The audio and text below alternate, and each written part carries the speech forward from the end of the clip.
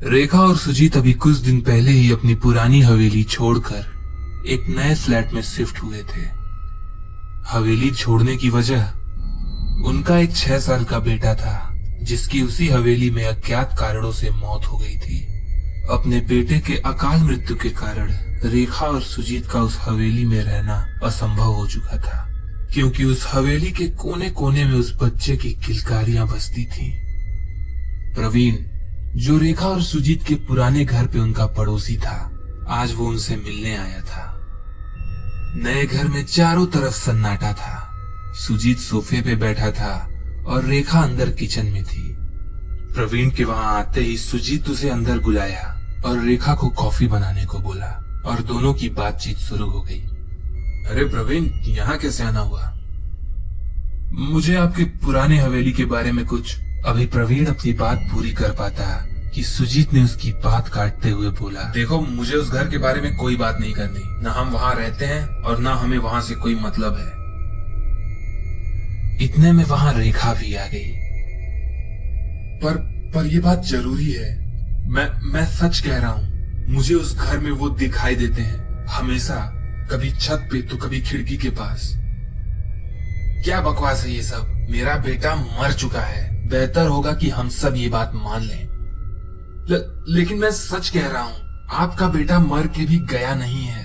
वो अब भी वहीं है। इस पर सुजीत गुस्से में चिल्लाता हुआ प्रवीण को घर से जाने को कहा। प्रवीण दुखी होकर वहां से चला गया।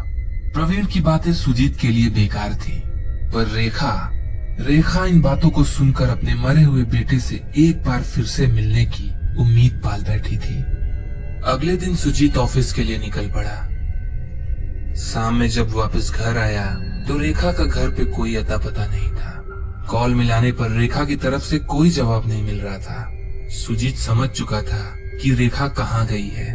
थक हार कर वो अपनी पुरानी घर की तरफ निकल पड़ा। वहां पहुंचकर देखा तो घर का दरवाजा खुला पड़ा था।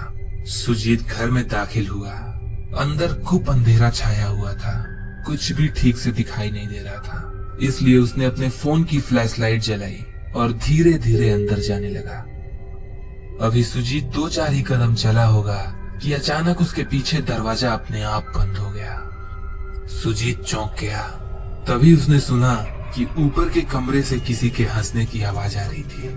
सीढ़ियों से चढ़कर जब वो ऊपर गया तो उसके सामने जो नजारा था उसे देखकर उसके होश उड़ गए।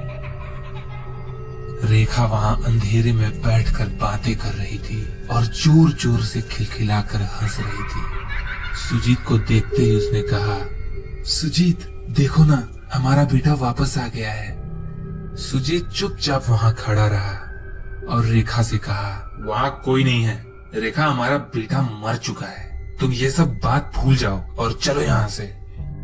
मैं अपने बेटे को छोड़कर कहीं नहीं जाऊंगी। कितना इंतजार किया है मैंने, अब दोबारा मैं इसे नहीं खो सकती। आपको जाना है तो जाओ, मैं नहीं आ रही। ठीक है, रहो यहीं पे तुम। जब होश ठिकाने आ जाए तो वापस आ जाना। सुजीत गुस्से में बोला और वहां से निकलने लगा। वो तेजी से सीढ़ियों की तरफ बढ़ा।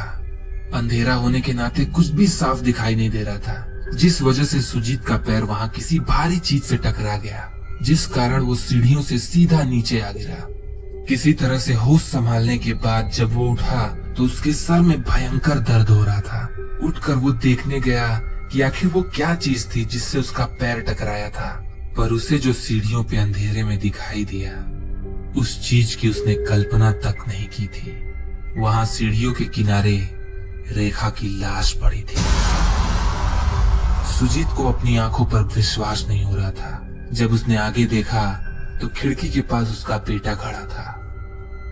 एक अजीब सी मुस्कुराहट के साथ वो सुजीत की तरफ देख रहा था और उसके पीछे इशारा कर रहा था। जब उसने पीछे मुड़कर देखा तो मानो उसके पैरों तले जमीन खिसक गई। वहां नीचे सुजीत की लाश पड़ी थी।